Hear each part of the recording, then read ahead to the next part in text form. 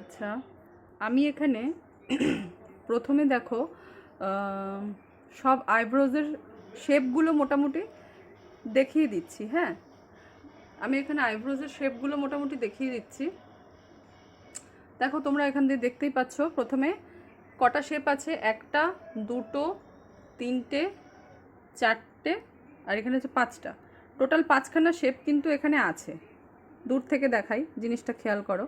দেখো প্রথমে ওপরে রয়েছে হচ্ছে এস শেপ, ঠিক আছে। আমরা সাধারণত মোটমাট 5 রকমেরই দেখতে পাই আইব্রোজের শেপ।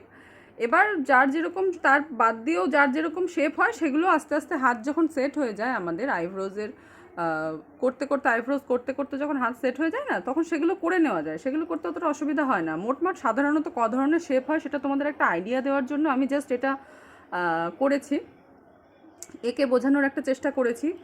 জানি না তোমরা কতটা বুঝবে, আশা করি বুঝবে। তো দেখো প্রথমে রয়েছে এস শেপ, দেন রয়েছে হচ্ছে তোমার হার্ড অ্যাঙ্গেল শেপ বলে এটাকে। এটাকে বলে হার্ড অ্যাঙ্গেল শেপ, কারণ একটু কাট কাট মতন বেশ শেপটা, সেই কারণে এটাকে বলা হচ্ছে হার্ড অ্যাঙ্গেল শেপ। তারপরেরটা হচ্ছে সফট অ্যাঙ্গেল। সফট অ্যাঙ্গেল এই কারণেই বলা হচ্ছে কারণ এটাতে অল্প একটু কার্ভ আছে, মানে হালকা একটু অ্যাঙ্গেল হয়েছে আর কি, সরি, হালকা একটু অ্যাঙ্গেল হয়েছে, সেই কারণে এটাকে বলা হচ্ছে সফট অ্যাঙ্গেল।